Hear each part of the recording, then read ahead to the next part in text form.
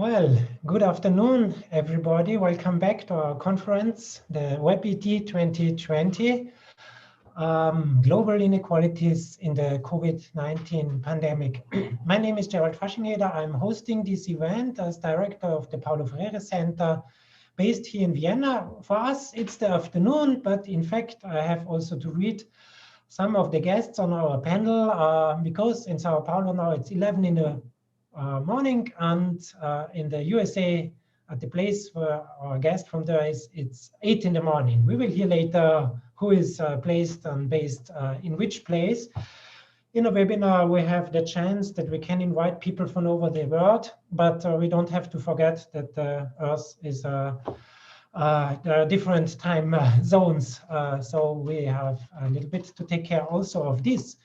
This is the fourth panel on the last one. We started yesterday discussing the interlinkage between COVID-19 pandemic and the global inequality, a topic that is deeply touching us. We wanted to make a conference in Linz for this reason. That's why we asked a lot of our speakers 1.5 years ago if they want to speak, but plans had to change as often in life. And this is part of the problematism of COVID-19, but not the one that we will discuss. We will more have a look at the question of global inequalities. We had yesterday one starting panel about the situation in Asia, about shrinking economy and authoritarian politics, followed by a panel where Ivo Lesbobin already participated, dealing with Latin America, about the question if COVID-19 is deepening or transforming existing inequalities, also touching the question of authoritarianism.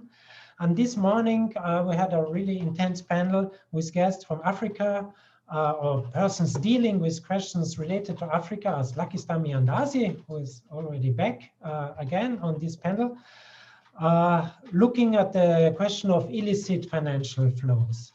And now we are at our last panel, an attempt at a synthesis. It is called, we try to bring everything together. Before doing this, just give me the remark that we have a Slack channel going during the whole conference. You can put the information about you, or you can try to network. Please use this. And we have also the option to, you have the option as participants to put in questions in the Q&A tool that we have in the Zoom webinar picture here on your screen. I hope your connection is good. Before I introduce now our facilitators, I want to start a starting poll. I launch it now. You should see it on your screen. And we would be interested to know about your intuitions to this question. What long-term consequences can be expected from the COVID-19 pandemic on a global level? You have multiple options to answer this. Perhaps the people on the panel can relate to your answers and to the trends that we see here. One of the answers is that humanity will pull together to overcome the crisis. The second one is that the cracks will deepen in the individual societies and globally also. That nationalist responses will increase is the third answer. The fourth answer is that the crisis shows what is possible, alternative forms of business and work that will emerge. And last option is that the importance of the welfare state moves back to the center and is strengthened. We are already 28 or 30 attendees, so participants together with us. We are 36 persons, but there will be others joining us. So more or less half of this group has achieved to put the views in this starting poll.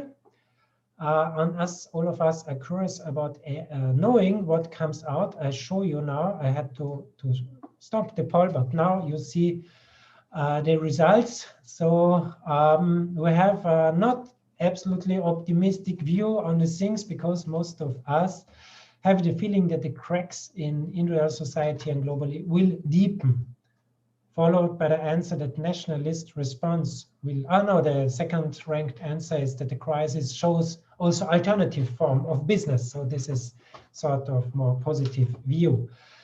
Yes, I thank you for participating at this polling. And I now want to introduce our two moderators of this panel. It is Karin Fischer and Karin Kubleberg, you already see on your screen. Karin Fischer actually is deputy head of department at the Institute of Sociology at the University of Linz in Upper Austria. She's the head of global sociology and development research. But for a decade, she was chairwoman of Mattersburger Kreis, one of the main organizers of this conference. Her work areas are neoliberal transformation, counter movements, unequal development, what is really crucial for us in historical and transnational perspective, and development series and policies. Karin Kubleberg is an economist and senior researcher at the ÖFSE, the Austrian Foundation for Development Research. She has a focus on natural resource policies, private sector development, international trade and investment policies. She is at the ÖFSE since 1996, so really long now and very experienced, and has been working in the area of world economy and development since 2001. Her research areas, among others, are international trade and investments policies. Yeah, with this, I let the floor to you, and thank you for taking up this role as being moderators. Thank you. Yeah. Thanks a lot, Gerald, for this kind introduction. Hello to everybody. Very warm welcome also from our side. With my colleague, Karin Fischer, we are very happy to lead you through this discussion today to the final panel of the conference ET 2020. Welcome to our speakers. Welcome to the audience. We are very honored to have very distinguished speakers today, Yayati Ghosh, Ivo Lespopin, Lakistar Mayandasi, and Dorcas Erskine. And we will present them in more detail later. So what are we going to do in this panel? In this panel, we're going to try to summarize and to synthesize the findings of the conference, of the three previous panels. The conference has a very timely topic. It focuses on the effects of COVID-19 on inequality at national, regional, and international levels. So what we can see so far is that the COVID-19 crisis exacerbates the already very high levels of inequality in most countries, as it affects above all vulnerable groups of people who cannot stay home and cannot afford to socially distance, and who are also the first of losing jobs and income. What we also heard is that the crisis adds to and aggravates existing crises, such as the environmental crisis or the debt crisis in many countries of the global south, and it aggravates the poor state of public health and education in many countries. So the question is, how have different countries reacted to the crisis? What are the similarities? What are the differences? What are challenges, but maybe also opportunities that arise from the crisis? And what is the role of civil society and of scientists in this context? So this will be the topics of today's discussion. And yeah, we will first shortly summarize the findings of the three panels that have taken place on Asia, Latin America, and on Africa, and then discuss those findings and add further thoughts with our speakers. And I would like to ask the audience, please feel free to ask any question you want to ask. There is a question and answer function, which is F&A, Fragen und Antwort in German. So please feel free during the session now already ask your questions or give us your comments, so we will integrate them in the discussion as they come. Yeah, so Karen, did I forget anything? Otherwise, I would hand over to you to summarize the first panel. No, that's perfect. Thank you, Karin. I will start with the Asia panel. We had Sanam Amin talking about Vietnam, Myanmar, and Vietnam, and Paula Banjaril from India, and Venkat Ramnaya from India as well. And I confined myself to 4 short conclusions or findings. As Karin already said, a general finding was that COVID, or better the lockdown, put heavy weight on those who have to live on daily wages, which is of course the majority. And particularly on marginalized communities. So we heard a lot about indigenous communities and migrant workers, and this was a cross-cutting issue on women who are particularly affected as care workers and food producers, affected by violence, stigmatization, unemployment, etc. A second point was that social protection systems are poorly equipped. There is no public support, or the public support is insufficient. And we also heard that in India, the government gives support to big business, but is not doing enough on the ground, so to say. And the last point I want to mention is that Venkat stressed the term twin disasters. A term that was taken up by the other panelists as well, referring to COVID and the climate crisis, which together multiply the problems we face. So that was it. Thank you. Yeah, thank you very much. In the panel about Latin America, there was Ivo Lespopin, who we're here also today, then Camila Moreno and Tarsila Rivera Sea. And we heard especially about Brazil and about Peru, about Brazil, that the current government is pursuing policies to destroy the welfare state and to dismantle health policies, which is especially adding again to the crisis and to the COVID crisis, because there are no ways to react on the crisis. And we also heard that indigenous people are the primary affected of those policies. And in addition, forest and nature also continue to be further destroyed. We also heard that in Peru, indigenous people are among those who suffer the most from the current crisis. We also heard on the positive side that there have been new networks that have been created of solidarity and of civil society, of awareness raising, and that the awareness of the importance of public services has increased.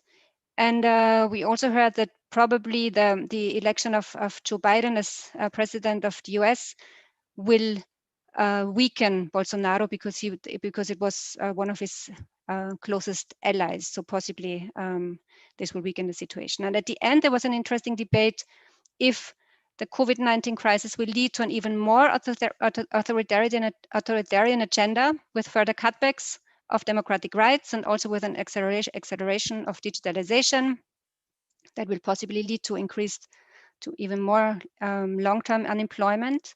But it might also lead to new forms of collaboration, new forms of working together, and different perceptions of work in general, and also of the role of the public sector. The panel on Africa was with Lucky Star, who we have with us today as well, and David Kabanda. And the panel concentrated most also on the role of illicit financial flows and tax evasion and tax avoidance. And we heard that all these issues are not a new problem, of course. I mean, tax evasion and tax avoidance and illicit financial flows going out of Africa have been there for a long time and have also been discussed for quite a long time. But now they add to the existing crisis, as governments lack now the means to react on the health crisis or to compensate people in times of lockdown measures, or to support vulnerable people. And we discussed the role of the countries of the global north and the role of tax havens.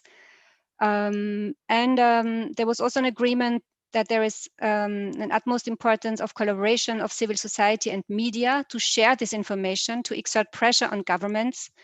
And also we heard that so many areas depend on sound finances. So also NGOs that work on women's rights or on health issues, they should also look at public finances and take care of public finances because the work they do depends so much on sound public finances and the avoidance of corruption and illicit flows. So also the appeal of civil society on the different topics, working together and exerting pressure on governments to have a more just, let's say, tax system and less tax evasion measures. And of course, also the role of big corporations and collaboration of governments with big corporations was also addressed.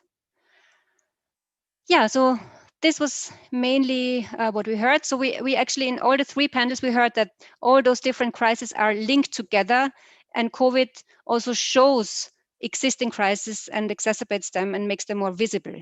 But all those crises have also been there before. Yeah. If anybody wants to add something, those of you who have been on those panels, please feel free, or Karen, please feel free to add your thoughts. So nobody wants to add? Okay, fine. So let me briefly introduce our distinguished speakers. First of all, Yayati Ghosh. She taught economics at the Nehru University for nearly 35 years and is now based at the University of Massachusetts. She authored and co-authored numerous books and articles on global political economy and development-related issues.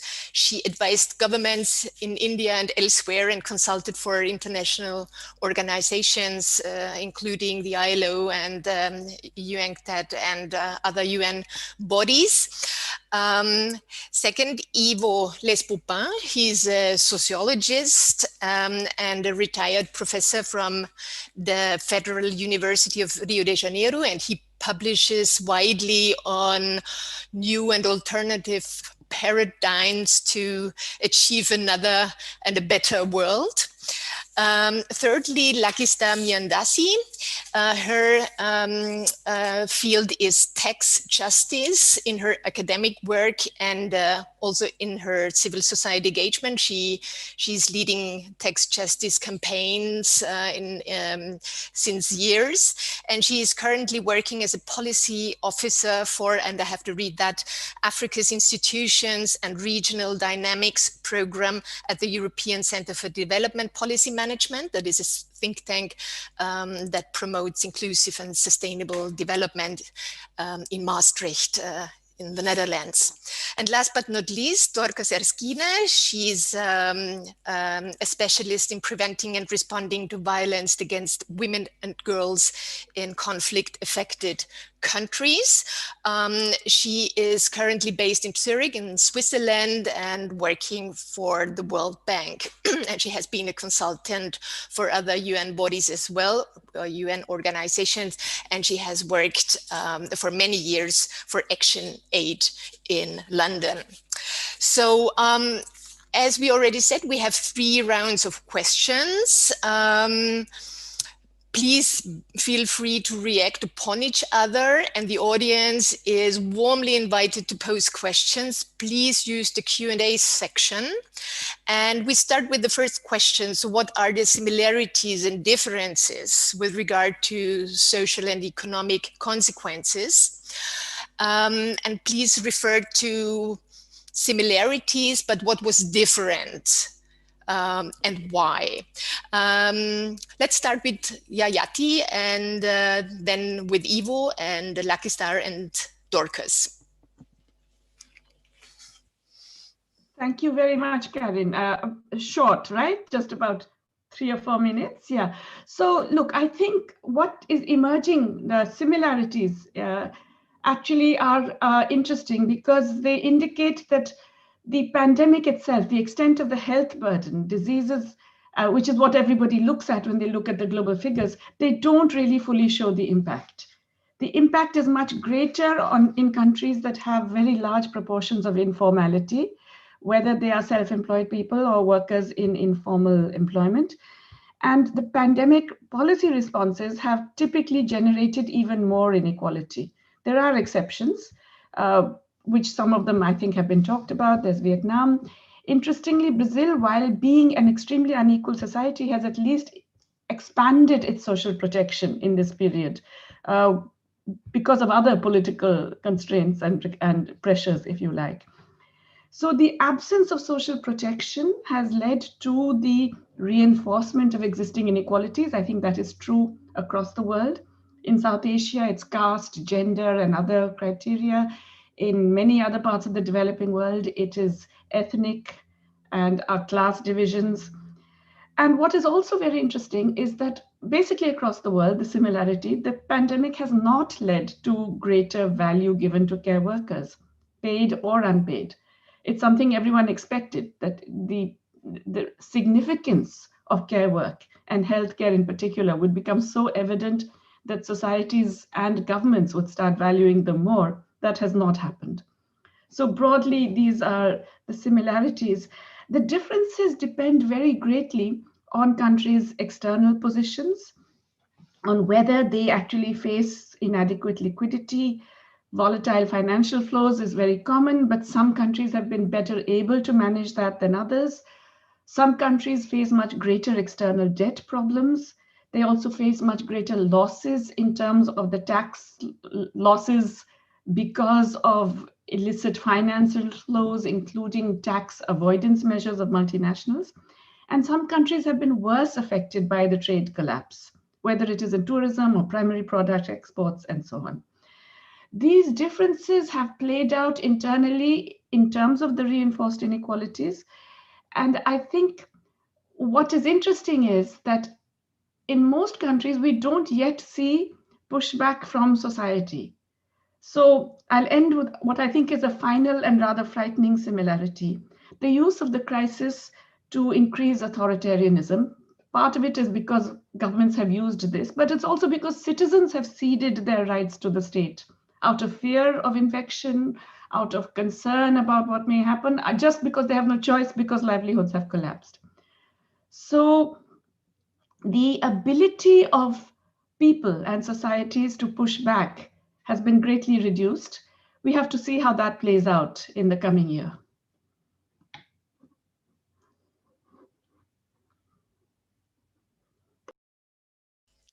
So let's directly proceed to Ivo. Your turn. Okay. I agree with the synthesis of Jayati. I think when we have general consequences that affect all world regions. For example, in health situation was similar in most countries when pandemic arrived, and even in countries with welfare states. For example, the last 10 years in Brazil, we had lost 40,000 hospital beds between 2009 and 2019 because of the reduction of resources to the health public system. We have a health public system, universal, free. This is very good, but resources for this health system were being reduced. And when you see France, in France, in 12 years between 2003 and 2014, they had lost 60,000 hospital beds also. And France is a welfare state. Very important reduction. In other words, neoliberal policies provoked a reduction on public resources designated to social policies.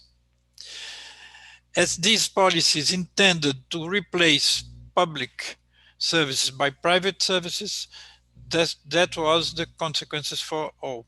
When pandemic arrived, health system was not prepared to face the problem. This is one of the things we must say. Countries without public health system, poor people suffered more than because they have no means of care. We see that, for example, in Peru, where the public health system was very weak, the number of deaths were very important. The other thing Jayati said, informal workers were the most infected by COVID-19. They could not stop working. Almost half of the workers, for example, in Latin America, are informal. In Brazil, 40% of the workers are informal. And this is a consequences of 30 years of neoliberal policies. It's the case in other countries of, I think, Asia and Africa too. Then, when the pandemic arrived, these were the most affected by this pandemic. Okay. Thank you. Lucky Star? Yeah, thank you. I'll pick up from there, and I'll just say that for Africa, it's we're talking about 54 states. So I'll just start by noting that and saying that there were great differences. And so I'll start with the similarities first. The obvious similarity is that many countries took unilateral measures, and we saw a drop in sort of multilateral measures because every country had to think about itself. So for once in the world, we saw a revert back to looking inwards instead of trying to cooperate. So cooperation went really low in terms of reactions to COVID. Africa was commended because, and I think in our panel, one of the questions that was first asked to the participants was, why do you think Africa, the numbers are lower in terms of COVID-19 figures coming out? And some people say it's because of the young population, it's because of the weather, but we already also had experiences with some other diseases and had some vaccines. So these are just some of the things that made the differences in Africa in terms of the numbers that we're seeing. But countries immediately reacted. They were among the first ones to react. We saw a country like Rwanda was the first to react by locking down, closing borders, restricting cross-border movement, limiting flights. So those were just some of the things that African countries did. We've also seen a difference in terms of national policies. So how countries decide to, not all African countries decided to, for example, lock down and have quarantine. So we saw countries like Tanzania, for example, not implementing some of these measures and actually saying that prayer will heal COVID and not social distancing people from each other. So that's just an outlier in this case. In terms of differences, I think in differences, I'll tie it on to what I was going to speak about in terms of challenges also that we've seen. But the differences is when the reactions to COVID-19 and the measures were being input in Africa, we already have a lot of weak healthcare systems and equipment shortages. So no beds, for example, in hospital, child mortality was already very high. So maternal health, malaria, we were dealing with that. We were dealing with TB, we were dealing with HIV, Ebola. So these are just some of the things that were exacerbated by COVID-19, and already the health care systems were weak. So they were drastically affected. Containment measures and managing mobility. So it's easy to say in more developed countries, you know, to implement things like social distancing, physical distancing. But I think it was Jayati who said that in informal settings in most of the developing countries, these are harder things to implement. We have a lot of slum areas in most African countries. A lot of the poor people, they live in congested areas. So implementing some of these rules was actually quite hard. So this is it's a huge difference. Then the last difference that I would like to talk about is economic vulnerability and limited fiscal space. Of course, again, here we already had, like in our panel, we discussed the issue of illicit financial flows, which is something that wasn't new. But now it's being more enabled, of course, by governments and more secrecy, more policies being implemented. Now oil prices have gone low. Some of the African countries that depend on oil, Nigeria, Angola, Algeria, have been drastically affected. But on a positive note, we've also seen that trade has increased in a very strange way, because now we have the signing of the Africa Free Trade Area Agreement, and to increase more intra-African trade, to make transport accessible, key imports and exports within Africa. So I think that's a sign of solidarity. And then another sign of solidarity is, of course, the African Union, which has brought together really African countries to react to this, worked with the Africa Center for Disease Control, for surveillance. So that's a positive way to end my intervention. Thank you, Maya. So Dorcas, what similarities or differences do you detect Wow, that's always hard to go last after everything has been said and said so brilliantly well by others. But I guess since I come from the gender and also violence against women's space, I'm going to probably, most of my focus will talk a little bit more around that. But I think one of the things that I'm seeing as a similarity is a discourse that's coming from governments, from businesses about this idea that we can build back better, that we're in a new normal and we can have a great new world. And that's not entirely true, is it? When you listen to what everyone has said on the panel and all the findings that's coming out. What's coming out is that the world is getting, for some people, the world has become more of what it always was, bad on worse and worse to come. And I know that's a really depressing thing to say, but, increase in economic insecurity for everyone, for sure, but not everyone is feeling it the same. There isn't that recognition, as Jayati pointed out, around like the unpaid care that women and girls are having to shoulder across the world. There isn't the recognition of the rollback on women's rights in a lot of countries. I think it was UNFPA that predicted that we're looking at, 47 million women across 110 countries who do not have access to sexual reproductive health services because of the lockdown and pandemic control measures that doesn't recognize that women have vulnerabilities too. People were so surprised. Why are you surprised that there's a big spike in intimate partner violence? People were surprised in some countries as well that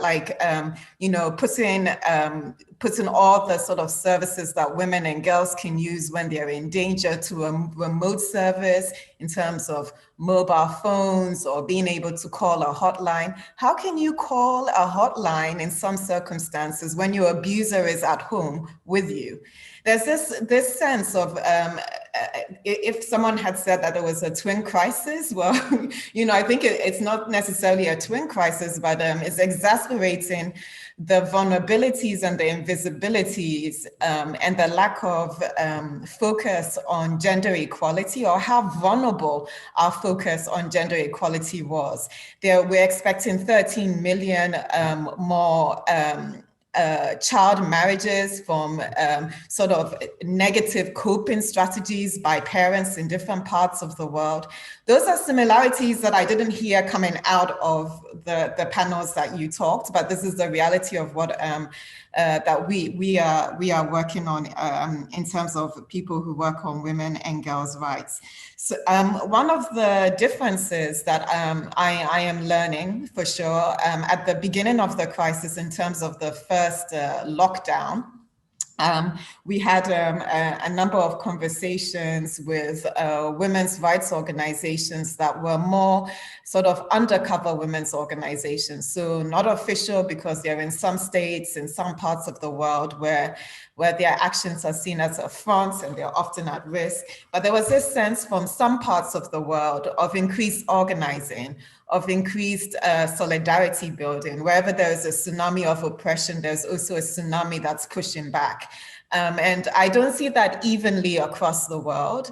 I was listening to Ivo talk, and I have had some conversations with Black women's rights movements in Brazil. And I feel like they are organizing their pushback, civil society, and also it could be in Latin America, and Ivo and others can educate me more. They have pre-crisis, like a very vibrant, social movement culture, which enables this pushback to happen in ways in other places that it isn't. So that's what's concerning to me, because even though I'm very depressed in some ways, even though I think it's all terrible and things are nasty, it's also a time not to waste a good crisis.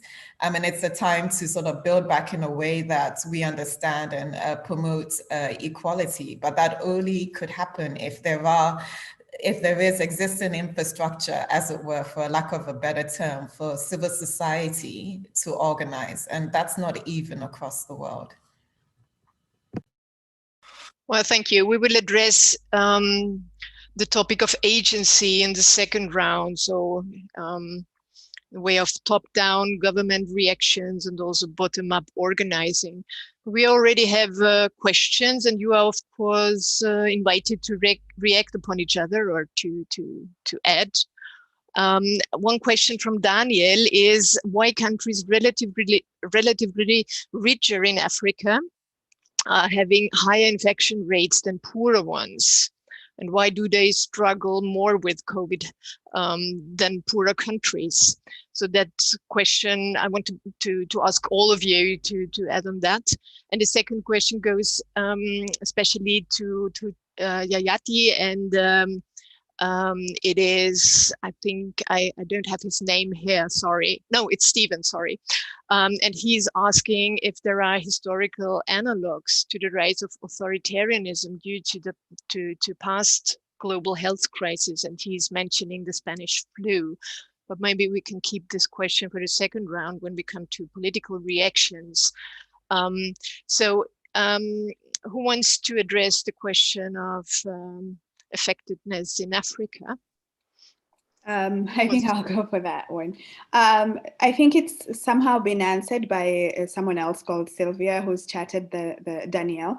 I think the reason why we're seeing higher infection rates in countries such as South Africa and in North African countries that are richer than some of the sub-Saharan African countries, so to speak, is the fact that they are doing more testing, but also their interactions were quite rapid. So if you look at countries that are richer in Africa, they actually had more tourists and had more people coming into the countries in and out. And we saw that experience, especially with South Africa, which had to implement quite drastic measures at the beginning of COVID-19 and quite lockdown measures with the military and the police coming to implement some of these measures. But I would credit it mostly to the fact that they were more fluid, let's say. There were people coming in and out and sort of not to say bringing COVID, but there was way more interactions than the poorer countries, but also an issue about testing. And we've heard, for example, the head of the Africa Center for Disease Control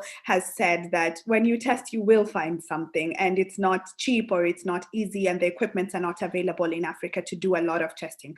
But on the other hand, we've seen smaller and, so to speak, poorer African countries coming out with innovative ways. And it was quite interesting. I was going to speak about this later, but there was someone who said in Africa, necessity was the mother of innovation when COVID came. So I'll just give a couple of examples. In a country like Senegal, we had researchers coming up with a diagnostic tool for COVID-19 that cost less than $1. And that was from their laboratories that they used to use for HIV testing and for testing tuberculosis. We had robots on the streets in Rwanda, in Tunisia. So we didn't have interactions in those countries that are not necessarily the richest African countries. In Ghana, we had them producing very low COVID-19 antibody testing kits. We had other examples in Kenya, for example. They converted factories to mass production centers immediately. So it was quite nice to see African countries coming up with this sort of innovation to take care of it. And that's also something that I would credit to some of the low numbers, and African countries have low numbers in COVID. I'll leave it at that, Karine. So there's obviously a big interest also from our audience in talking about politics, talking about political answers to the crisis. Somebody wants to add on Africa or on a general question on differences, similarities? Just one point. Yep. More unequal countries are worse affected. South Africa is very unequal. Brazil is very unequal. A number of other countries. So the more unequal you are, the worse affected you will be. Also because the measures require conditions that don't exist for the poorer people, as has been discussed as well. Mm-hmm. Everybody agrees? Yeah, an obvious fact. So in my view, we could enter into the second round of questions and talking about politics, right? And we keep the question on the historic analogy in mind, Yayati, because that's what was a question. So, but also tackling authoritarianism, political answers to big crisis, to big health crisis. I hand over to you, Karin. Is that all right for you? Of course. Yeah. Yeah, so we heard now a little bit about the similarities and differences, and I think what we also saw were really strong reactions of politics at the one side, but then also bottom up at the other side. But I mean, we have seen reactions and actions of politics that we wouldn't have thought possible actually 1 year ago. For instance, the increase in public spending after so many years of austerity. Suddenly, money doesn't play a role anymore in many countries, or the lockdown, and from one day to the other people have to stay at home and you have to follow, and schools are closing. So those are really measures that we haven't seen before, that have also shown what is possible actually in a very short time of the decision and power that governments have, and how quickly the reaction is. But also when we talk about economic policy, for instance, I mean, now we are talking about global value chains again, and we are looking at the interdependence of global value chains. And after so many years of liberalizing value chains and not thinking of where our things are produced, now we are looking at renationalizing or reshoring or nearshoring production, because we said we became aware how vulnerable our economic system has become, and value chains have been disrupted and production couldn't continue. Also, even in the pharmaceutical sector, or masks were not there, or essential products were not there. So suddenly the discussion about our production system is also starting to be questioned, and to see what are the dependencies and how can there be more security. So there are many things at play actually at the moment that we wouldn't have thought before that they would be even discussable 1 year ago. So the question for you would now be, how do you see the reactions of different governments at the different levels, at the social policy level, but also at the economic policy level, but also at measures of in terms of democracy and civil rights? What are good practices? What are not so good practices? What can we learn from each other? So this would be the first aspect. And then also, what have we seen as reactions from people? And how does this play together? So this would be the topic of the second round. And whoever wants to start, please step in. Mm-hmm. Okay, thank you very much. And these questions are fascinating. Let me begin just by grounding it in Stephen's question about the historical analogies. And if we look back, there have been at least two very major ones that we have some accounts of. There's the Black Death that swept across Europe, the plague and so on. And there's the Spanish flu of a century ago, which killed, I think, about 15 million people just in India alone, which was a very large proportion of the population at that time, maybe 8% or 11% or something. So we have examples of past pandemics. And I think what's very interesting about them, there are two things that come out. One is that the reactions vary. The political responses, the societal responses are hugely different across different. So it's not necessarily that a pandemic will lead to this. So much depends on context, and so much depends on how particular groups in society can take advantage of that moment to change things. The second is that, the changes also take a while to play out. Historians generally agree that the Black Death presages the end of feudalism, but it takes a while. It doesn't sort of happen next year or 2 years down the line. The Spanish flu similarly led to political change in a number of countries, but over time. And I think what's happened now is that we're all impatient. We want to see the response tomorrow, and fair enough, because we've had too many decades of this neoliberal and increasingly authoritarian kind of push.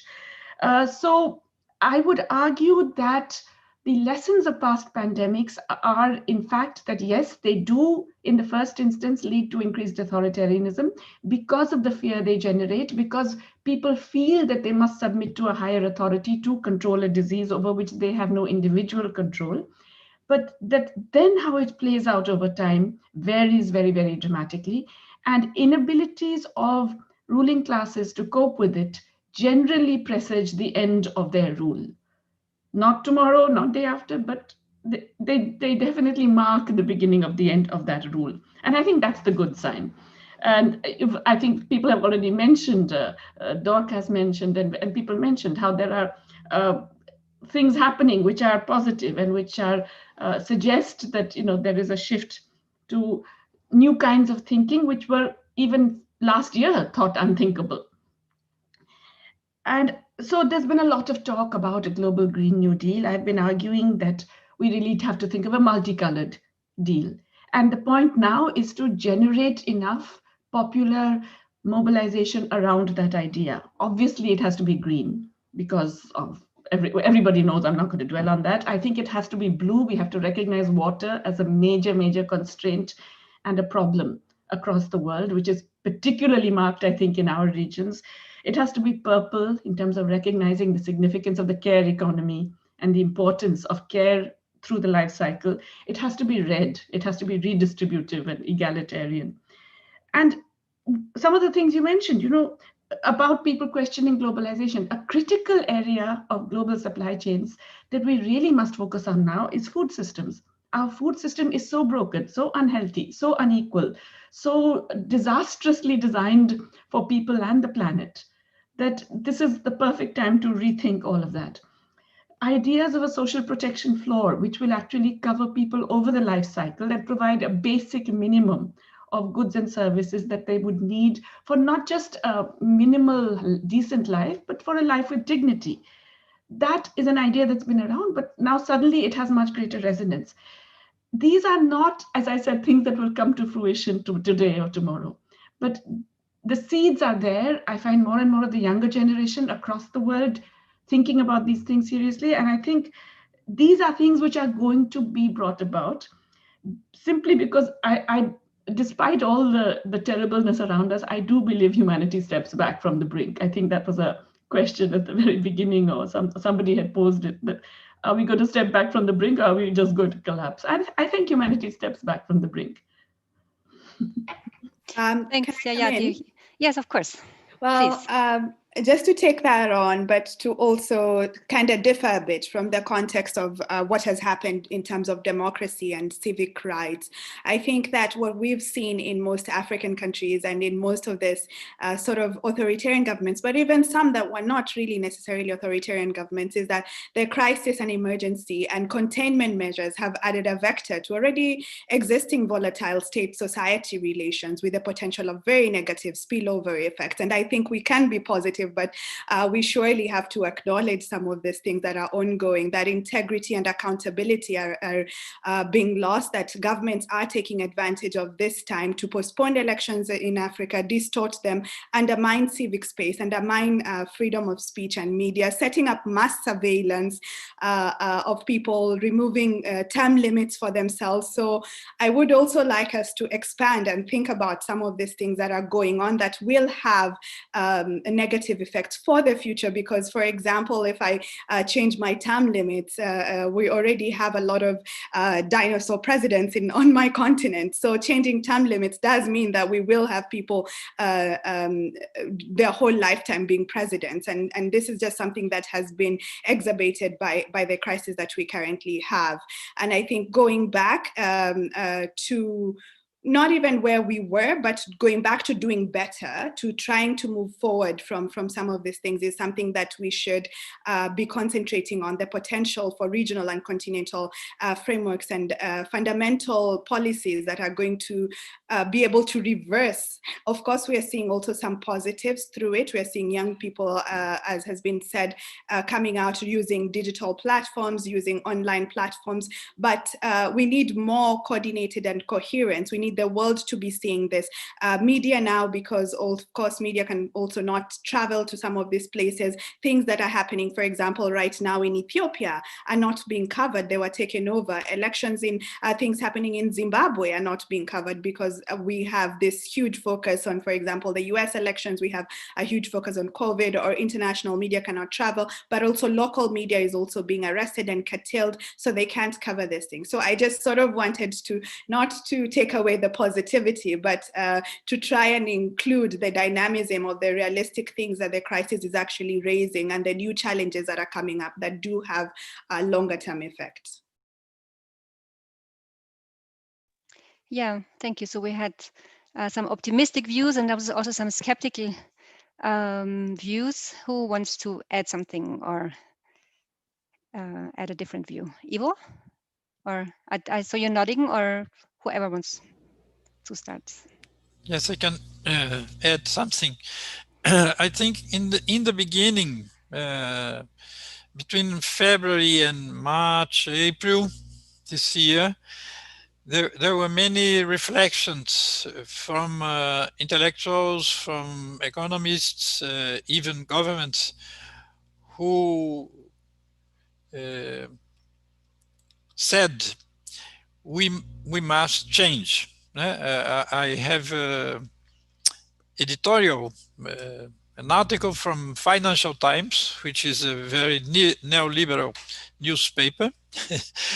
In April, they say in this editorial, I read in English here, radical reforms reversing the prevailing policy direction of the last 4 decades will need to be put on the table.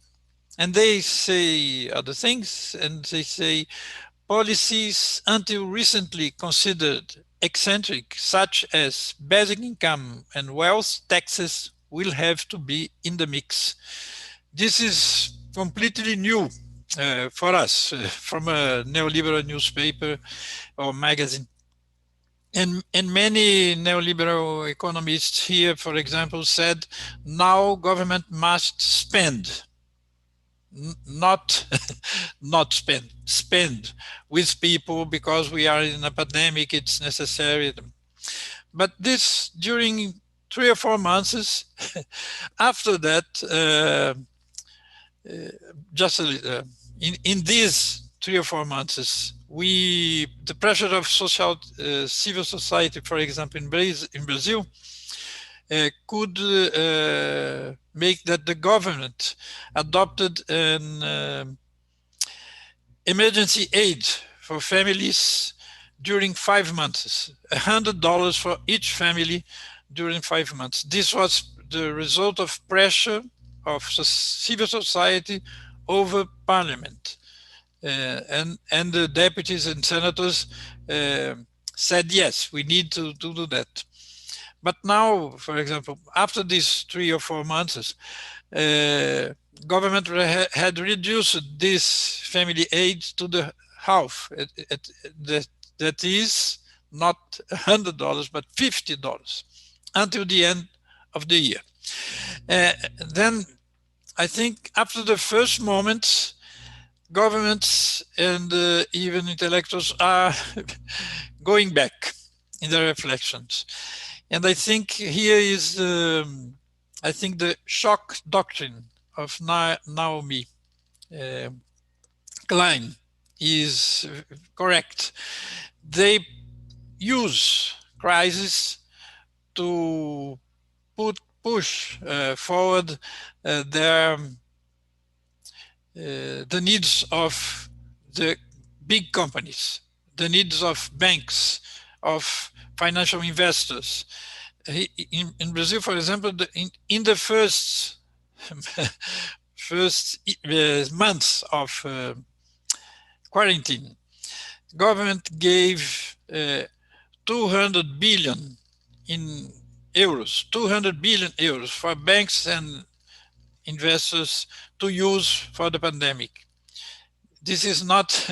This is the double or triple what they gave to all people with this family.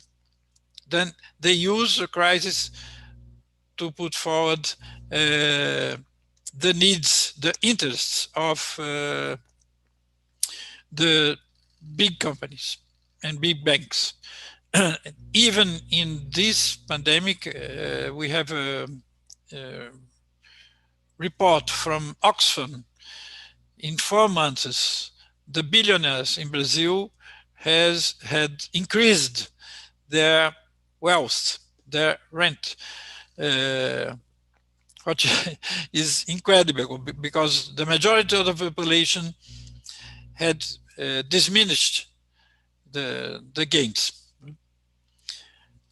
This is one of the things we can say now, but in other direction, in the direction of bottom-up mobilizations. I don't know if we are in this part. We can speak about this bottom-up mobilizations now. Maybe we finish this first round about the government, Okay. and then yeah.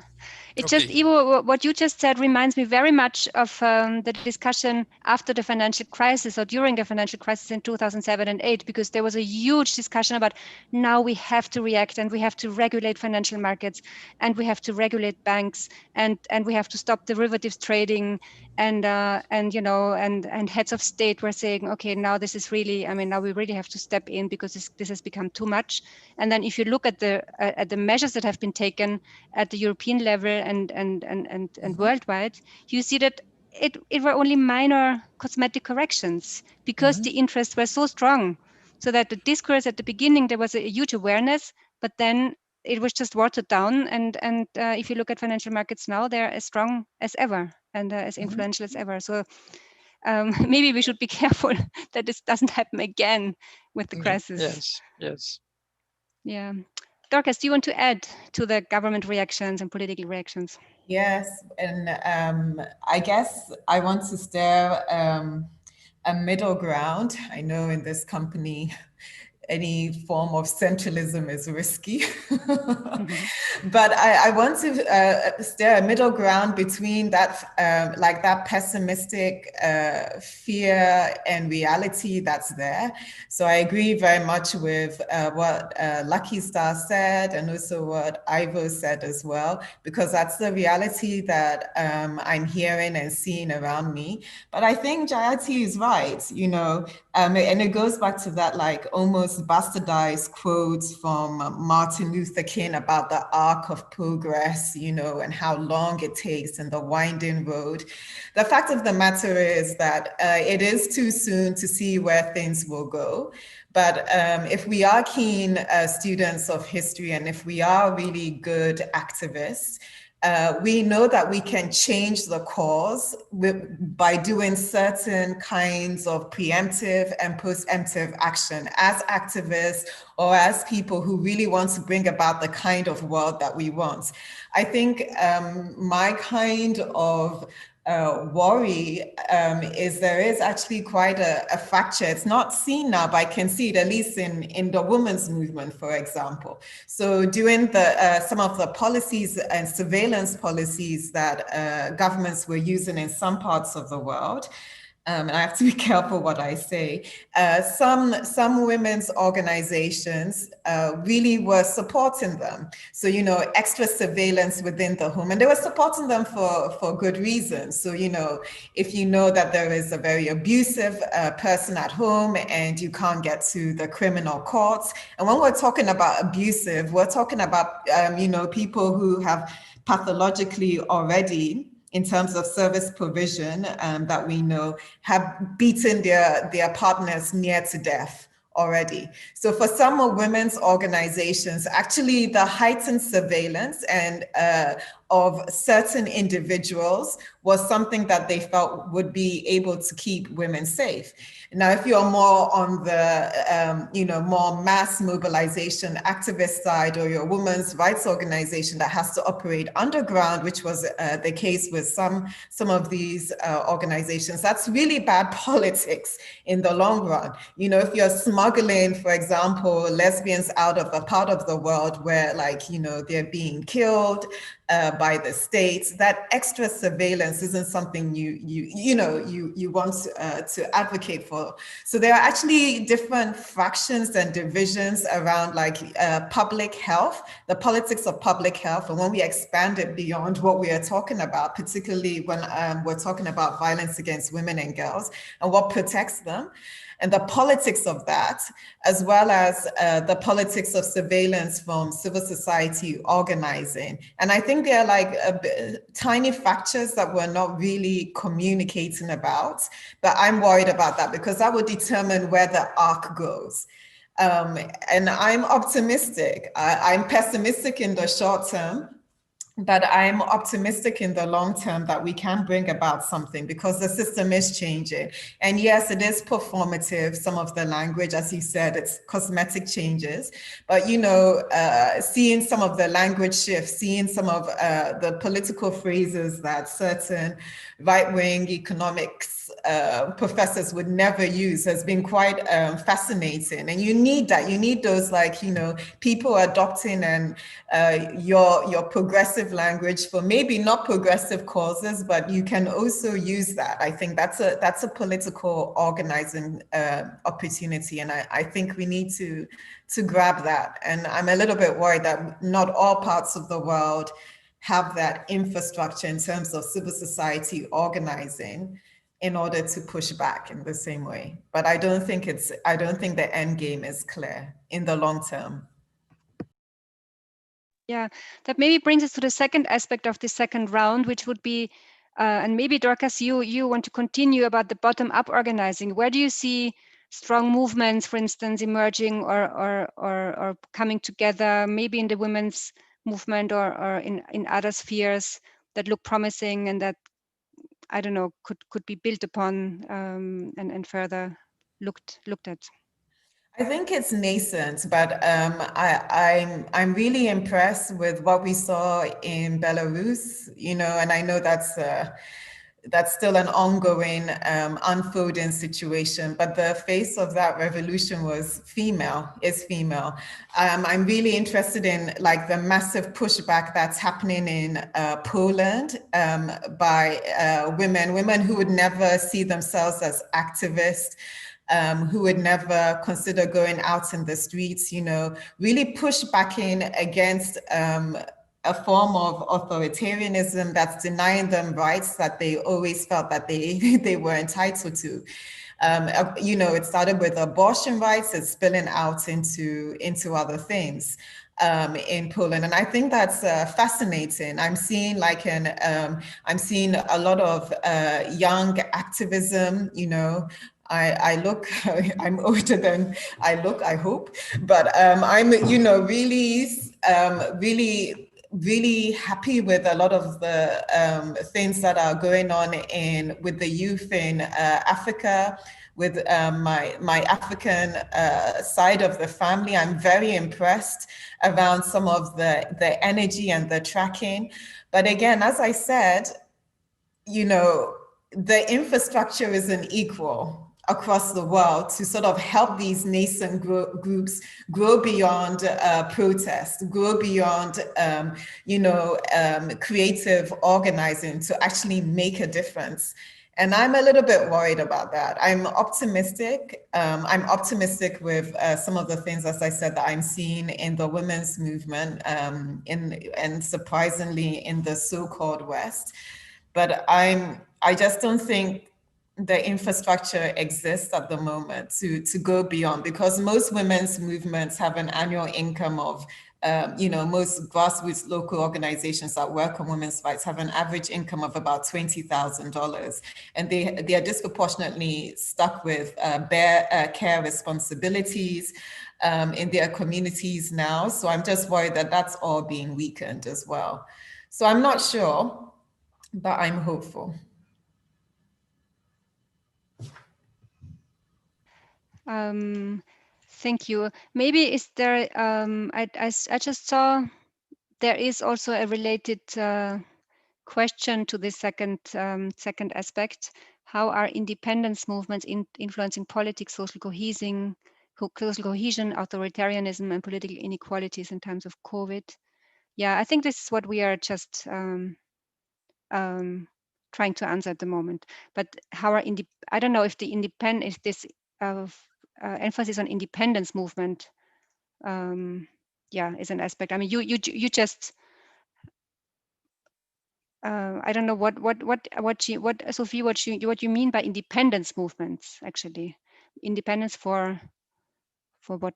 But we are talking about movements, and maybe you can specify the question, Sophie. Yeah, who wants to add about promising movements that you're going to see, or promising developments in terms of civil society organization and bottom up? Yes, Ivo. Can I? Yes. Yes, please.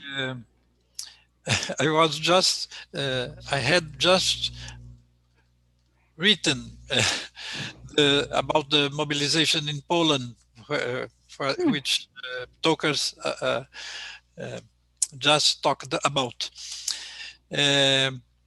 But I think some mobilization are not noticeable.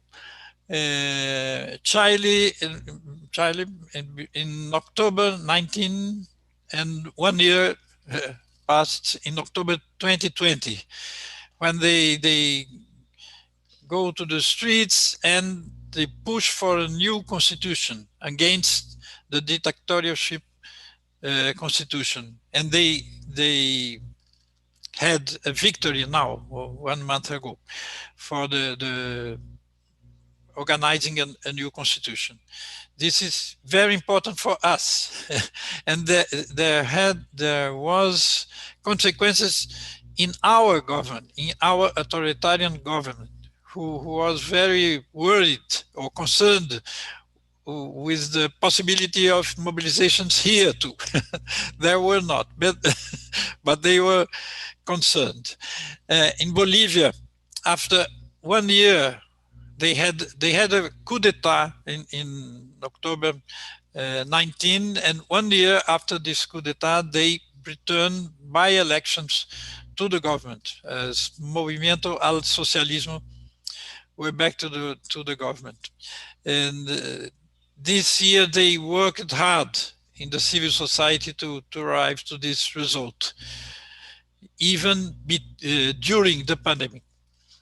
I think anti-racist mobilizations in June, July in United States and spreading all over the world, including in Brazil, certainly contributed to Trump's defeat. I think 2 factors contributed to Trump's defeat: pandemic, the way Trump administration dealt with pandemic, and the way its administration dealt with anti-racist mobilization. He was for supremacists, white supremacists, and he was defeated happily. The mobilizations in the United States have inspired the Black movement in Brazil too. And I think women's movement in many countries are very important the last years. Recently, we have seen important women's mobilization in Poland with the question of abortion. And there, it's not a very democratic government in Poland. I think these mobilizations are signs of hope, even if how Karen told, they are forgetting the lessons now after some months of pandemic, but we must remember them. We must change. They cannot do what they want. For example, the victory of Biden in the United States is having consequences here to our candidate of, we say our Trump's South Trump, it's Bolsonaro. And he is very affected by Trump's defeat. Then we can push our fight against this authoritarian government. I think this has many consequences all over the world. I was discussing yesterday about income, universal basic income. This was not discussed during many years. It was a taboo. And now we are discussing this, not only here, in many countries, about this. And this is a beginning of change. We can think about another society, another economy, and all the things. That's right. Okay, can I? Yes, thank you. Yes, of course. Please go ahead. Okay, this time I'm going to inject a pessimistic note instead of optimistic. only going by the Indian experience, you know, at this time last year and until about January, we had an absolute flowering of protest across the country in India. There was huge and massive citizens' response against a very terrible bill that tried to make Muslims second-class citizens, which was actually passed by the Indian Parliament and actively pushed by this majoritarian Hindu government that we have. And there was widespread protest, very, very peaceful, of women who had never been involved in political activity, just coming and sitting on the streets peacefully, not blocking traffic, just on the sides. Across the country, there were students, all peaceful protests. There were huge demonstrations of 1 million people, sometimes 1.5 million people, all peaceful, all remarkable. And the government really just didn't know how to handle it. The pandemic enabled, and basically you could immediately lift everybody off the streets at one go, because you said, oh my God, this is a danger of the disease. And people voluntarily went back. And then they used this opportunity. Well, first of all, they had instigated riots, and then they used this opportunity to accuse people, the peaceful protesters, of fomenting riots. Some of the finest of our younger generation who were involved in the peaceful protests are now in jail without hope of bail, being denied bail over and over again, while government supporters who were actively propagating violence are granted bail within a few hours. And it's been an extreme response of suppression. So that's the pessimism, that, you know, yes, there are incredible, inspiring social movements, but they can be very, very quickly suppressed in the current situation. But having said that, this is the short-term position. The short-term position is definitely bleak. Let's not kid ourselves. But the medium-term position is not. Those feelings have not gone. That desire for greater justice has not gone. That sense that what the government is doing is wrong, is unfair, is unjust, and is cruel, that is increasing. And so despite attempts to manipulate, and let us remember on the pessimism side that governments have much greater ability now to control, manipulate, monitor, and survey because of the new technologies. Despite all that, I think these are things that will not disappear and will actually have a medium-term outcome. Somebody mentioned Biden's victory. Just now, Ivo mentioned Biden's victory and the implications it has globally. I would say even in countries like India.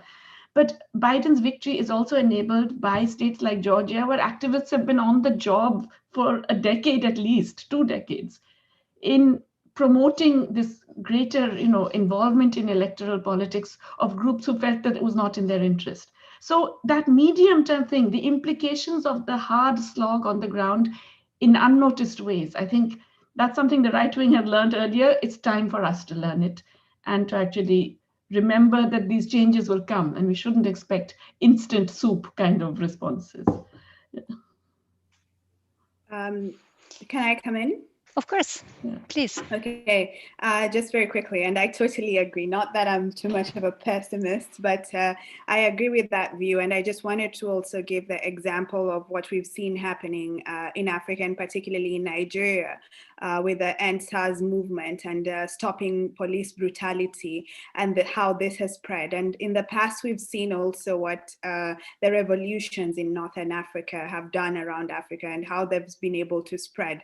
But just wanted to say that there's strong coalitions and alliances that are being built are actually just not springing out. Like I think that was the last point that Jayati was making, is the fact that communities have been working in this area. And in my area of focus on taxation is that people, sometimes we say that explain to me what illicit financial flows are as if you were explaining to your grandmother. Explain to me transfer pricing as if you're explaining to your grandmother. So these are things that are happening at the community level, and these coalitions, these alliances are slowly being built. So in terms of just taking up that last point on the medium-term effect, even if right now with COVID, there is a very high possibility that certain things are going to take a slower turn. And of course, this is not something that we're trying to debate, but also these alliances are still becoming stronger. We're seeing young people connecting with each other like nothing before, on Twitter, on Instagram, on Facebook. So using social media to really mobilize each other, to influence each other, to influence their governments, to change some of these policies. We're seeing media. So now it's no longer, it's not easy to sort of arrest a media personality in Zimbabwe, for example. Everyone will be on Twitter talking about it. There'll be a hashtag on it. Eventually, the government will have to respond somehow, because even the international community will be linked to this, sanctions. So there are still ways of dealing with it right now. And I think this kind of sort of stronger coalitions and movement building is something that's happening at the very, very lower levels. And we have to acknowledge this.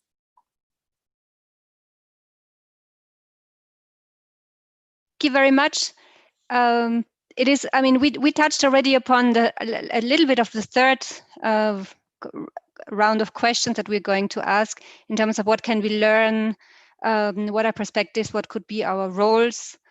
And I have to say, I'm impressed by the person who is doing the illustration of all the pictures that of the topics that we are talking about, because you don't know what we are going to talk about, and the picture show up so quickly. So yeah, and applause for the backstage team. Yeah, before I hand over to Karen, we have some questions also, especially actually one that is still there, that is still about the debt, the debate on debt. Martina, she wanted to add that the debt default on Zambia is just happening now. And Daniel also asked, the debate on debt came back on the agenda and more complex with private actors and with China. It limits a revival of social policies maybe, and is it here to stay? So maybe, I mean, Lucky Star, that's maybe more about a little bit of your topic. How do you evaluate the debt situation, or maybe also whoever wants to step in, a situation of debt now arising? So many countries have increasing debt levels also because of COVID. How this is going to be dealt with? Yeah, well, first, I would just like to start with on a lighter note that there is a constant joke that African countries have been sold to the G20 and to China because of how much debt we owe them. And one day we're going to be told to pack up our bags and leave their countries. So anyway, I was going to talk about the issue of debt because at the African Union level, they have established an envoy to try and mobilize international support for Africans' efforts to sort of address the economic challenges that African countries are facing due to the pandemic. And of course, debt is a big issue, and try and get us some sort of debt relief for the countries, and speak to representatives at the G20 meeting, speak to China, try to get some of the low interest rates in terms of payment of debt and countries to go there. But what Martina, I think, and Daniela are discussing in the chat is actually the private debt that we have in Africa. And private debt actors are not bound by some of these deals that we are trying to make with some of the government actors. And I think that this is a huge problem of debt in Africa, a huge problem of the future of our fiscal space, and how we're going to be able to, again, provide protection for our businesses, for jobs, safety nets. So unemployment is increasing, vulnerability is increasing, and it's still becoming a problem. So I do actually agree, for example, with the Zambia one that is happening today, that private actors will not let go of this debt. And it's now time for us to look at the fiscal packages of fiscal space that we have in our countries to deal with some of this debt, arrangements that we can say, even with the G20 and China. I think some of the interest rates we'd said that it was only until 2020. We are seeing now signs that until even mid next year, summer of next year, we'll still have the pandemic with us. So it's a very precarious situation currently for African countries. I will mention that finance ministers are meant to have a meeting, I think in December or in early January, African finance ministers, and hopefully we will hear more about how they're going to deal with the debt situation given COVID-19 crisis. But the numbers are quite alarming in terms of African countries not being able to adapt the stimulus any sort of stimulus packages because of the debt. I think the number is we only have like 0.8% of the GDP adapted to stimulus package worth compared to developed countries that have 8%. So these are worrying numbers, and I do agree with the points being made on debt relief. Could I just add to that? Of course, yeah. I completely agree with what Lucky Stars just said. I just want to say, if ever there was time for a debtors cartel, it's now. Yes. You know, we've been through this in the 80s, we've been through this in the mid-90s. Every time governments negotiate on their own with this band of cartelized creditors, public or private. And right now, in fact, this system is so much on the verge of breakdown. It would take a very small number of debtors to say, well, we're not paying this. This is unreasonable, it's unacceptable, and we are not doing this, to force a dramatic restructuring.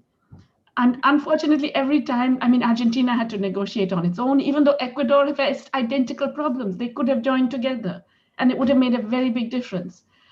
I believe in Africa too. If ever you can persuade your governments to just get together to have a common stand vis-a-vis creditors, you would force a dramatic restructuring. There's too much that bond markets themselves have to lose in this.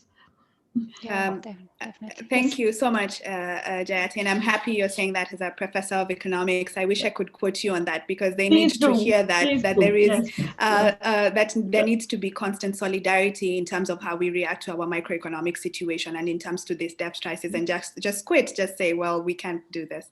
Thank you. Maybe also for our audience, for those who don't know this, there is a club of creditors called the Paris Club, where creditors come together and negotiate together if they want to give debt relief or not. And there have been several attempts in the past to create cartels of debtors, and it was always undermined by powerful institutions.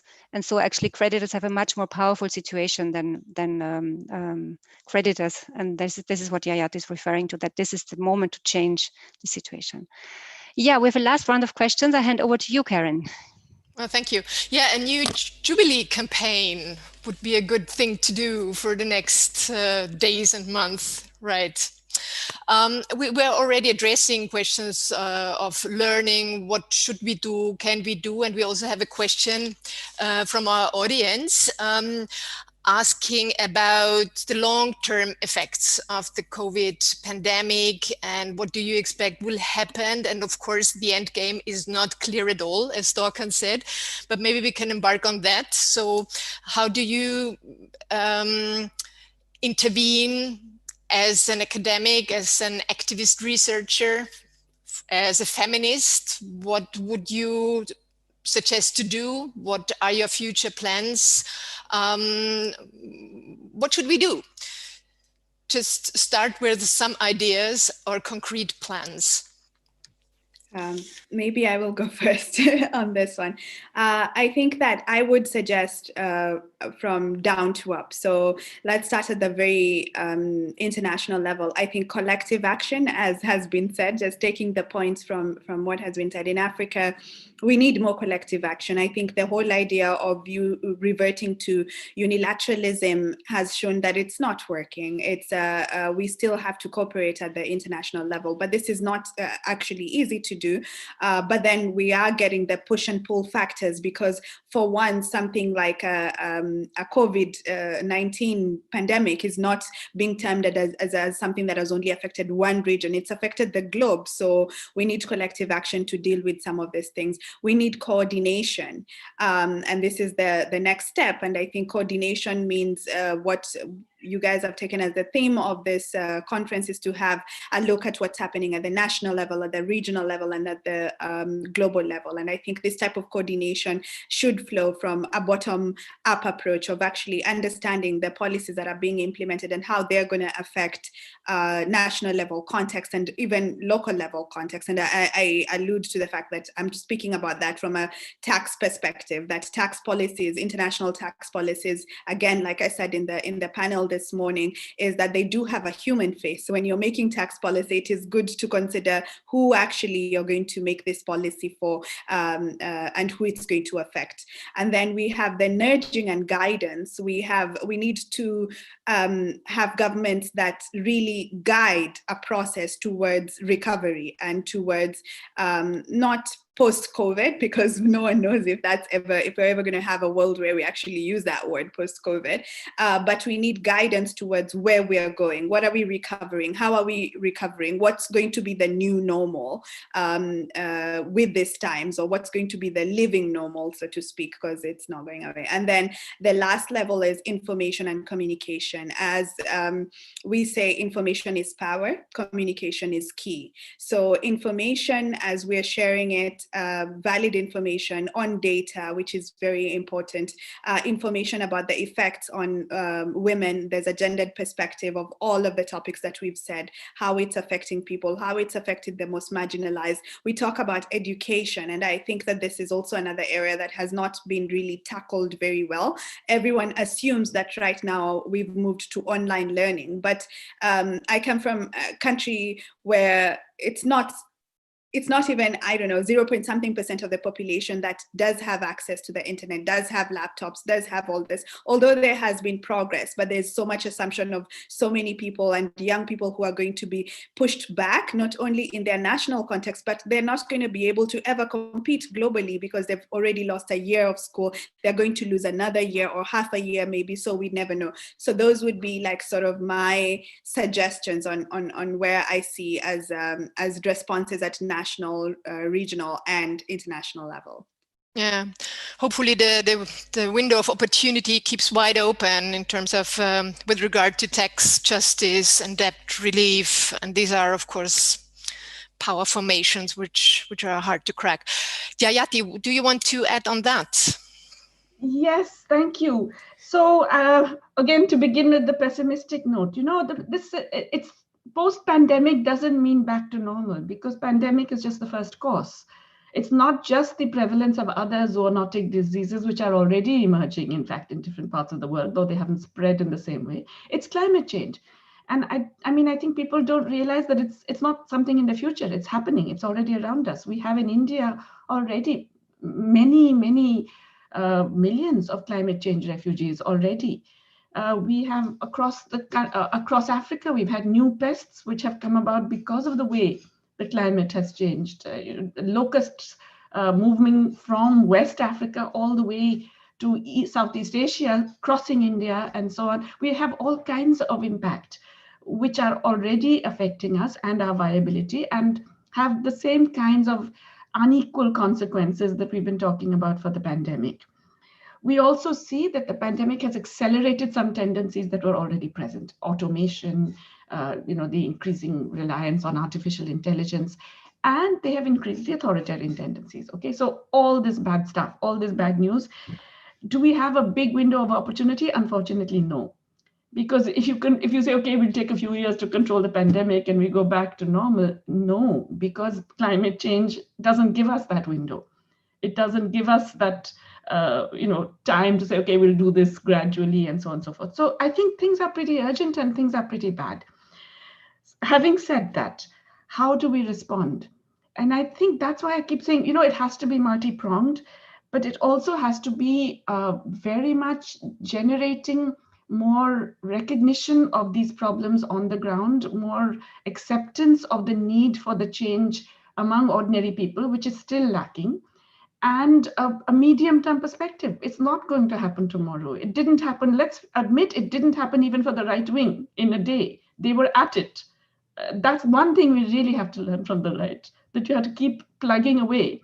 I mean, they plugged away with their crazy and divisive ideas. We have to plug away with our progressive and inclusive ideas, and recognize that they may not immediately capture social imagination or public policy, but that when the systems are this broken, they cannot actually deliver any of the things that people ultimately do want. And therefore, we have to be there with the knowledge and the calls for solidarity that a lot of people are doing anyway. Yeah. So things are pretty urgent and pretty bad, and we need a long-term perspective and power and a long breath. Dorcas, do you want to add? Yes. I completely agree with what has been said. I guess for me, like the central message, just to go back to a little bit to what Lucky Star was saying, we can't revert back, that's true, but I also think that we need to push back strong. So I know we were praising the US elections, for example, and its ripple effects around the world. But my big concern there was, despite everything that happened, 73 million people voted still for this kind of destructive person. And these ideas around race, around gender, are really quite deeply embedded in our systems. And when we talk as people on the progressive side, and I'm looking at the lessons from America because they're also having an impact on half of where I come from, for example, in the UK, where some also claim we have our own miniature version of the man who's just lost his job. And the constant response is of people who most need change, or people who fight for change, in this case, Black America, should also be the first ones to not offend a majority of people who want to see them disappear. So the whole discourse is around healing, it's around triangulating to, and I'm a very pragmatic person, but I think as progressives everywhere coming across a new world, we have to really ask ourselves, as we bring different divisions together caused by the pandemic, there'll be new forms of populism, there'll be new forms of authoritarianism. What are we triangulating to? I think this is a time, as Yaeti was saying, to actually stand firm on what we believe. All what I've kind of learned slowly from forces in America, in Brexit Britain, in other parts of the world, increasingly from Brazil, is people who do not want progressive change, who do not want to build a new world, are very clear about what they believe. They do not triangulate too. So there is nothing left as progressives to triangulate to. It's time to stand firm in what we believe. So I'm looking forward to that. And I can say that as someone who's often more pragmatic or seen as more on the center side, even as a centralist, I can't triangulate to anything anymore. So if someone like me has been caught into the radical net, I think then, therefore, things are hopeful for our world. Things are progressing.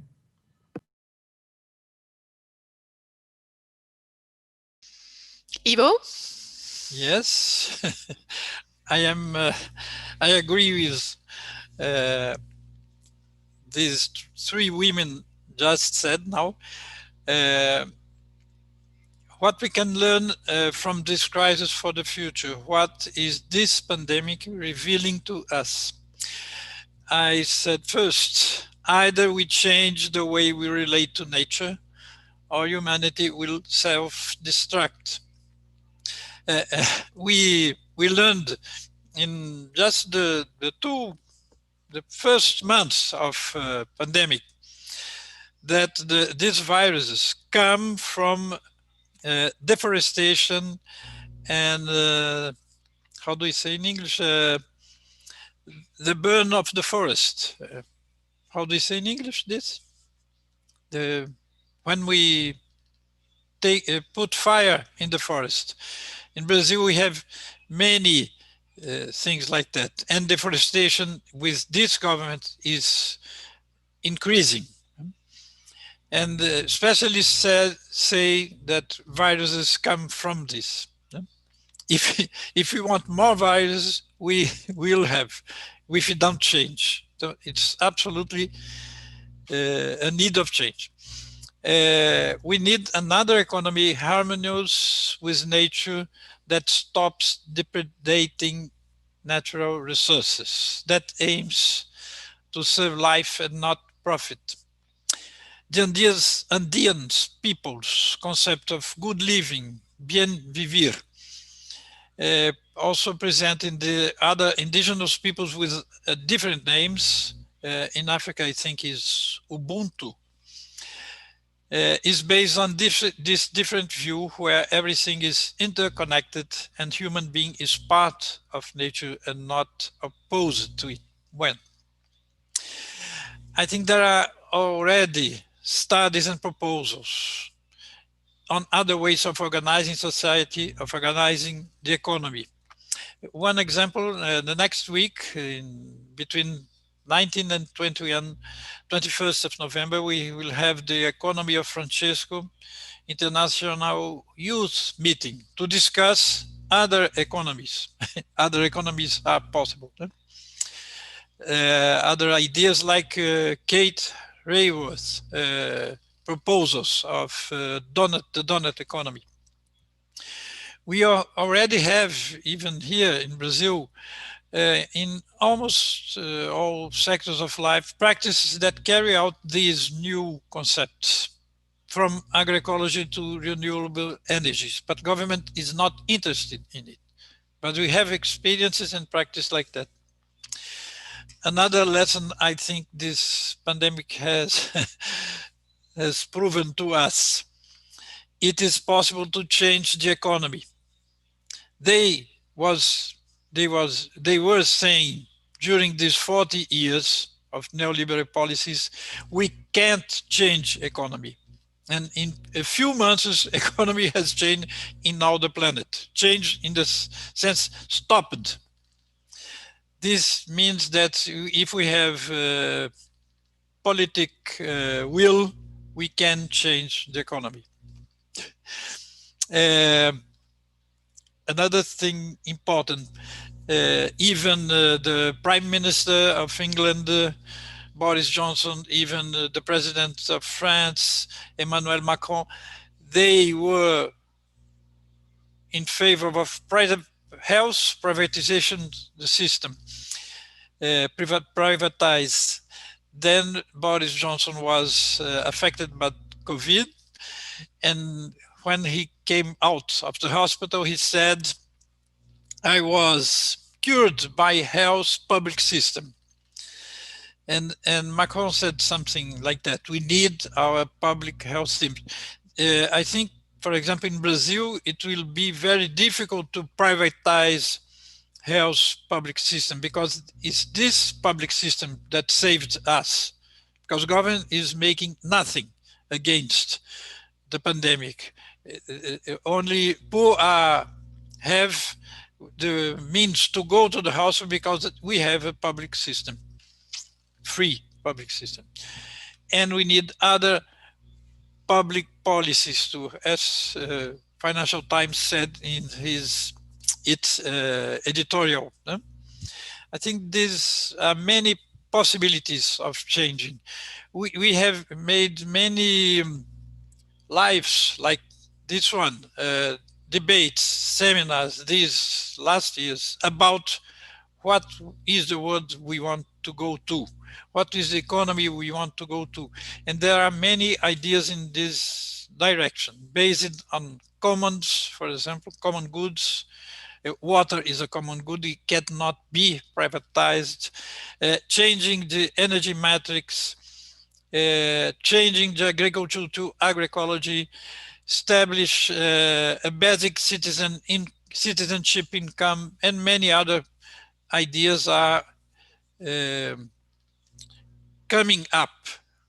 I know perfectly in the court will not be able to change, but we can push in this direction, to go in this direction. That touches a question we received from the audience asking how to build, or the crisis has shown us to build better social protection systems. And on the other hand, many countries are, as we already said, are confronted with limited fiscal space. And so how to build a better, a reliable, a good health system or social protection systems? That was also a question from the audience. Maybe you can pick that up too. I think what we have to do seems clear. We do what we ever do to engage for more humanity, social rights, women's rights, etc., on different scales, as Lucky Star pointed out, from the local level to the international, and Ivo has pointed out to the local level. Maybe you can bring in some final words or conclusions. We already, well, we still have 5 to 8 minutes, and whoever wants to add, Dorcas, Lucky Star, anything else? Karin, yeah? I just said Yayati had to leave, so she said thank you very much, and she had to leave, and she was saying thank you for the interesting discussion. Yeah, she has another appointment. So Dorcas, Lucky Star, anything else to add? Just to agree with Ivo, and to give the example that it's also been a realization across Africa that, for example, our leaders can no longer fly out for treatment when they're sick. They can no longer go to more developed countries. So they have to deal with the healthcare system that we have.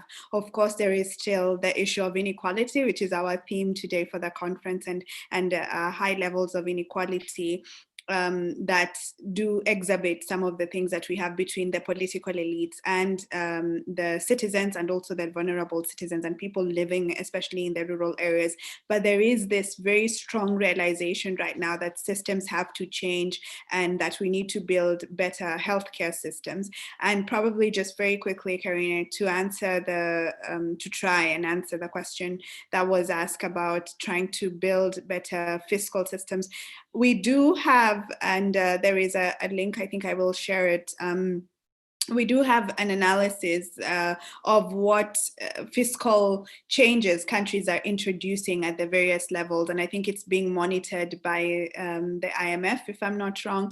And they just have a list of what countries are doing in terms of changing their fiscal space, in terms of supporting local businesses, in terms of now changing, for example, on tax incentives that were being given to multinationals, and trying to give these incentives to local businesses to help them pick up and to help them do better. Trying to support them. Tourism, remittances have gone down, and these are key, very important things for African countries. And governments are really trying to build back foreign exchange to stabilize with their central banks, even interest rates that they give on loans, expand the timelines for repayment. And these are just some of the fiscal examples that are off the top of my head that are coming out. But there is a link that I will share with you to check for more details. But there are things that governments could do. So it's not that we should go and collapse totally. And I think governments are trying. It's going to be very hard now, given that the timeline for the pandemic is still ongoing and economies are not surviving, for example, this second wave. It's going to be very difficult. But I think governments are some trying to do their best and trying to expand where they can. And what I said as the CFTA, the Africa Continental Free Trade Area, is actually quite a good initiative that would encourage you, instead of importing and exporting and trading more with countries that are far from you, why don't you try your neighbors and increase this? And so it's building on local value chains. I think it was Karin also mentioned this at the beginning, the increase in value chains, and this is quite good. Yeah, right. The African Continental Free Trade Area and local content obligations for companies, etc. These are very good starting points. Yeah.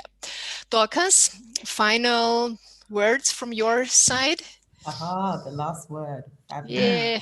I would just say just very little to add to that, but just to repeat, stem the rollback in rights. This is not a time to be sleepy or to accept all public health controls that will irrevocably push back progress that we've made around certain civil rights. There has to be an active conversation about that. And I think what Yayati was saying before about the history of pandemics and how we let go of control because of the fear, there needs to be more active engagement about that, around where the balance lies. I think that's really important. And I think also that definitely there is going to be a tsunami of backlash around certain progressive causes that we're all interested in. And we shouldn't also take for granted that the mobilization that we see across the world that's encouraging is necessarily always reflective of more quieter elements of our populations wherever we may live. So there is a need to think of very creative outreach strategies that do not mean triangulation. I do not have any idea what those are, but I think that's a conversation that needs to be happen. And I also think that we need to get away. It's very hard and it's very human, but we need to get away from all that we see as a reality in terms of the cover of the COVID darkness. You know, we can only imagine what we can be. So I think a lot of our discourse, rightly so, is around the challenges that we see, the fears that we are about that are around us. But we can't imagine what we don't think about, what we don't propose. And I think there needs to be more seminars and more discussions, less so about the impact around COVID, but what the world really could be. And I think we're very good, for those of us who are on the progressive side or on the left-wing side, to talk about all the terrible things that are happening. But we're not so good at imagining beyond, like, you know, this is the nirvana we want, but we're not very good at like really calibrating the steps towards that nirvana. And that's something that the forces against us are very good at doing, and we should get better at. And right, very wise. That adds already. That adds also to the question that Sophia had asked. How can new systems and collaboration rebuild sustainability? And I think Sophia, and as Dorcas already said, this will be the topic for next conference. And Ivo already said there is a lot of things going on, and conferences taking place about Francisco. So there is a lot of ideas already going around, but there needs to be more exploration on how our societies can build differently. Yeah, but Dorcas is right. We have to build alliances, stick together, do something, and we will proceed with that. So thank you for all your ideas, your concrete examples of counter movements, of mobilizing ideas, and your general conclusions. Venkat at the Asia panel, he said he feels blessed that he participated in a panel with such great feminist researchers. I think Ivo, you could say that as well. And we include Kayati in that as well. So thank you very much for being part of this panel. And Karin, if you want to say something, you are warmly invited. Otherwise, I hand over to Gerald that he will do his concluding remarks. Yeah. I just also want to say thank you very much. I'm honored to having been part of the discussion and to listen to each of you. I've learned a lot. And and hope to see you again when we can meet in reality. Yeah, that would be in a year at my university, at Linz University. And I really hope that we can come together and do that, what the development conference is for, to get into a direct exchange and discuss with each other and having a lot of fun together as well. Having some dancing glasses of wine and everything that we lost today. We would like to. Okay, Gerald. Yes, thank you very much, all of you. It was really a fascinating panel you now had, with a lot of inspiring reflections. And I think it was also a great synthesis. It was more than an attempt. For me, it was a synthesis of our 2 days. And to make it complete, we had an introductory round on Wednesday together with Karin already. And Andreas Exenberger, Andreas Obrecht introduced into the question of global inequality. So they gave us an approach, a general approach to this question. Yes, Karin Fischer has already invited to Linz in a certain sense. I show you the screen. We want to see, we have already our data in Linz in the middle of November 2021. Yeah? It's a little bit small written here because now we are on the top, the web ad here, but we hope to see again we say it in presence, in a physical way, a real way. 1 year ago, we didn't know how to call it when you meet somebody in real life. Now we are always speaking about virtual meetings, so we have to learn also to speak about the Präsenzlehre, the meetings in reality, in the real human touch sense as we are used to it, and we need it really. Nevertheless, this was a great opportunity to have an international exchange. I said it in the introduction already. It's not so easy to join such competent people together. And via a webinar, this is much easier to connect Sao Paulo, and in this case, Maastricht and Zurich, but we had also Bangkok and Calcutta and Massachusetts with us in these panels. There's one reflection I want to share with you again about this panel. We have this Slido tool, and Monica is putting the link now. Yeah, she already put it. What resonates with you? And you can put now some sentences and words. What this panel brought in movement in you. This is a kind of a reflection to see what are the terms. The first term is Ubuntu. That's great. Good introduction. Thank you for the first person who put this. This is anonymous, so I don't know who was writing it. I wasn't it. And we will take this also as a screenshot and put it in the Slack channel. This is the second thing I want to give you as a hint. We have still the Slack channels for our conference. There's the Slack channel about inequality, COVID, and on a global level, especially relating to this panel. Some persons already put some informations, and you can join there also and make some networking, because we hope that we keep the contact. You have the possibility, and some have already used it, the option to inscribe in the newsletter of the Paulo Freire Center, because with this we can inform you about the preparation of the conference in Linz. What did we plan there? In Linz, now we had a nice program, and we spent our time to plan this virtual web ET, and this was our program. And concerning Linz, it's work in progress. I show you now the picture. This is the bibliothèque of the University of Linz. Some months ago, more than 1 year ago, I think already it's finished, but our program for Linz, of course, it's open. And if you have carefully listened to our discussion, it's clear there are so many open questions, so many fields of contradictions where we have really to set everything to develop a new program for our meeting in the mid of November 2021. And I hope that COVID will not make it impossible to invite people, because as you know, there is global inequality. And even if there exists vaccination against COVID, this does not mean that this is distributed in an equal way on the whole world. So I don't have to explain this after such panels. And this can also lead us to the situation that perhaps in Austria it's allowed to make some conferences, but it's not possible to invite people from countries on the periphery of our world system. Yes, and with this, there are a lot of thanking words I have to say. First of all, of course, to the panel, but besides this, also to our partners. They were joining us to realize this conference.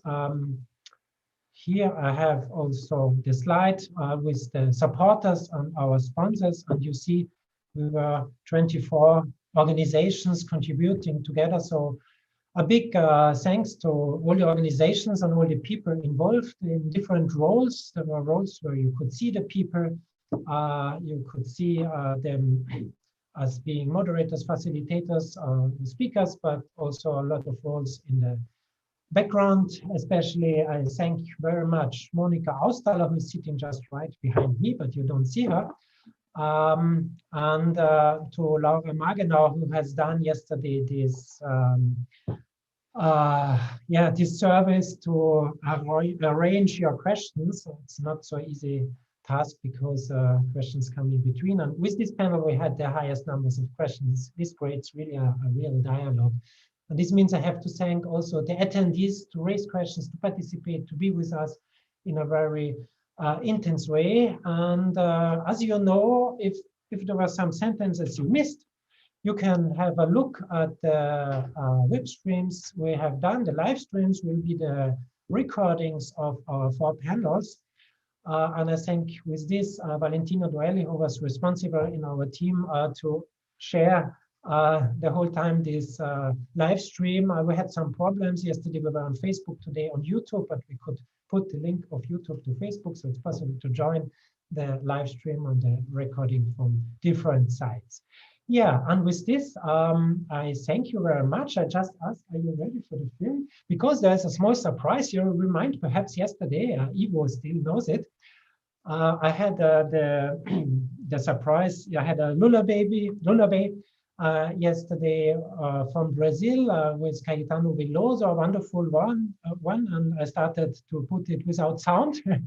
I hope I learned, and we will try to have it today with sound, but not the same one, of course. We are an Austrian conference.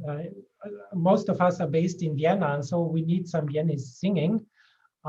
In Linz, we asked for the Linz event a really great band to sing us for the feast we normally have of the development conference on Saturday evening. They are called Christoph and Lolo, and they're very critical singers. Unfortunately, they sing in German, so I must apologize to all who cannot follow. But this is a YouTube video, and if you go directly to YouTube, you can put in the subtitles in your language you want, if you want to look at it later. And the title is, of the song is Wenn der letzte Livestream aus ist, when the last live stream is over. And this is right the situation we are now after 4 live streams or 5 live streams with the opening session on Wednesday. And with this, I say thank you very much and goodbye. And I ask Monica to start the film.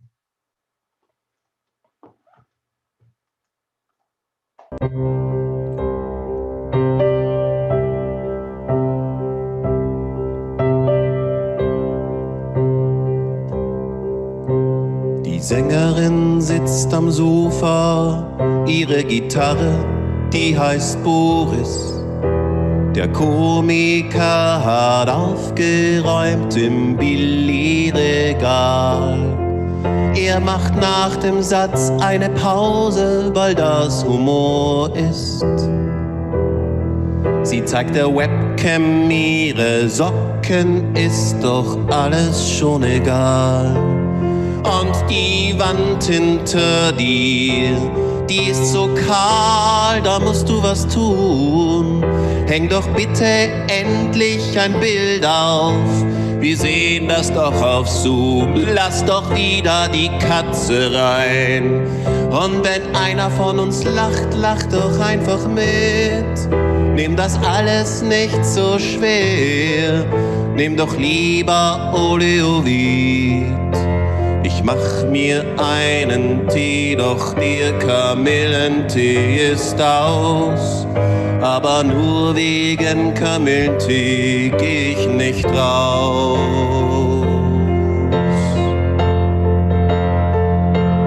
Und die Straßen sind so leer, ich hab's im Internet gesehen. Wieder 1000 Tote mehr, ich hab's im Internet gesehen. Und die fröhlichen Delfine im Mittelmeer, ich hab's im Internet gesehen. Ich hab alles das erlebt, ohne einmal rauszugehen. Meine Mundschutzmaske ist bestickt mit einem roten Faden. Selbst bestellt, selbst fotografiert, Selfie hochgeladen. Deine Oma ist so einsam, meine Oma ist schon tot. Wir sind sind arbeitslos und posten unser selbstgemachtes Brot. Komm, wir bestellen uns noch etwas. Ach komm, wir stellen noch etwas rein. Alles, was wir wollen, ist jetzt online. Wir füttern die Maschine macht uns froh. Das ist jetzt in real life und das bleibt jetzt so. Und wenn der letzte Livestream aus ist, wenn das letzte Meme geteilt ist, wenn der letzte Live-Ticker beendet ist und das letzte Posting geliked ist, wenn der letzte Promi sich geäußert hat, geht's schon los gefragt und sich geräuspert hat, wenn das letzte Wohnzimmerkonzert vorbei ist. Hey, bleib's gesund und bleib's daheim, wenn der letzte Klopapierwitz gemacht ist, der letzte Reim auf Quarantäne erdacht ist, wenn die letzte Serie empfohlen ist, wenn das ganze Facebook durchgescrollt ist, wenn die letzten Daten dann geteilt sind und wir zuletzt dann alle gleich sind, dann werdet ihr erkennen, wir sind nicht nur Konsumenten. Nein, nein, nein, wir sind auch Content-Produzenten.